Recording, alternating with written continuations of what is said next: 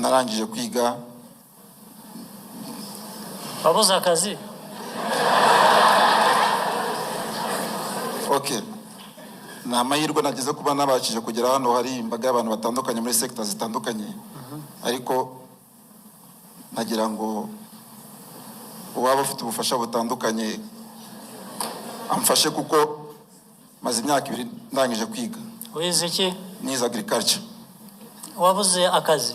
No, nagerageze gukora ibishoboka byose, mbasha umunsi yashize na rumwe nimereta ibintu bitandukanye byo kujya gushaka amakuru kuri tera, ariko nakita nk'ikiraka cyararangiye. Ntabwo numva ikibazo cyerije.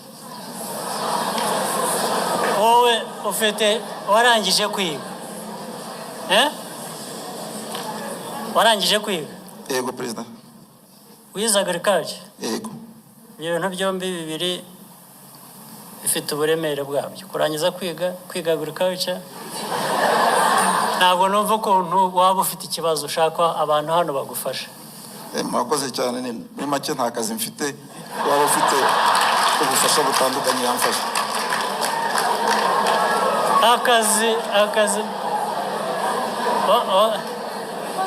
Sibyo.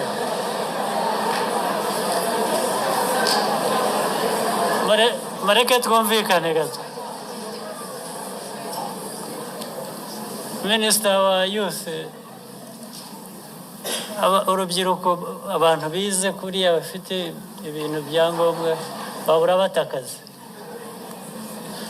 Ariko uko numva bishobora kuba ari wowe wibuze kurusha kubura akazi.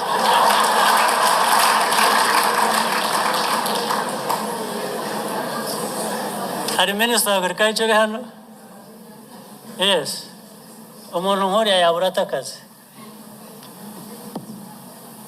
Urashaka, hari akazi ufite wahisemo ushaka cyangwa ni akazi kajyanye gusa n'ibyo?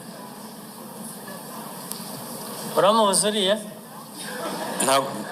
Ntabwo muzi Your Excellency, n'ubwa mbere mubonye, ariko ufite ikibazo cy'abakozi benshi ku buryo mutagira abantu batafite abamuha akazi. Your Excellency, uretse n'uwo wacu wenda muri ministeri, ariko dushobora no kumvikana uburyo ashobora no kuba yakwitangirira akazi ke. Ariko nta nubwo wenda twumvise n'ikibazo cyahari. Icyakubujije akazi cyabaye iki? Akazi kabuze iki? Nagerageje kwa applyinga hatandukanye, nkakora ama examen karangira, ariko nkategereza resultat. Ari ikintu. Okay. Ari gukora examen. Ariko warangije kwiga? Yego. Warangije kwiga neza? Yego. Agriculture? Yego. Kaminuza?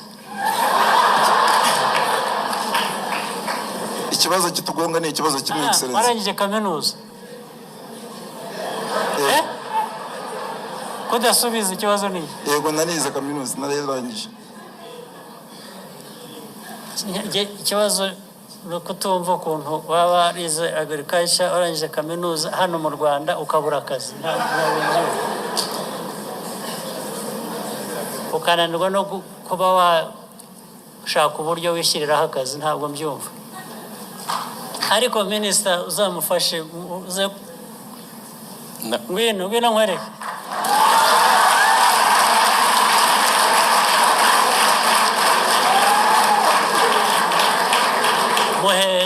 Muhe ibyangombwa byawe mwumvikane uko azaba.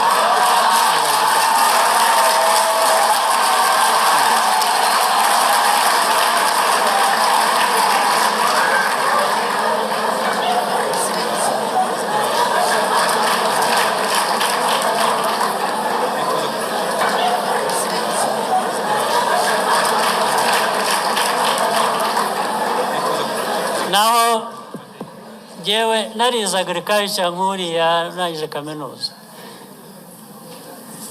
Cyambere arubwo bitaba ngombwa ko nashaka n'akazi, ahubwo nakikorera. Kuko mba mfite ubwo bumenyi, nasaba ubutaka nkahinga cyangwa nkorora bikavamo, ariko noneho no gushaka akazi kakabura byo simbyumva.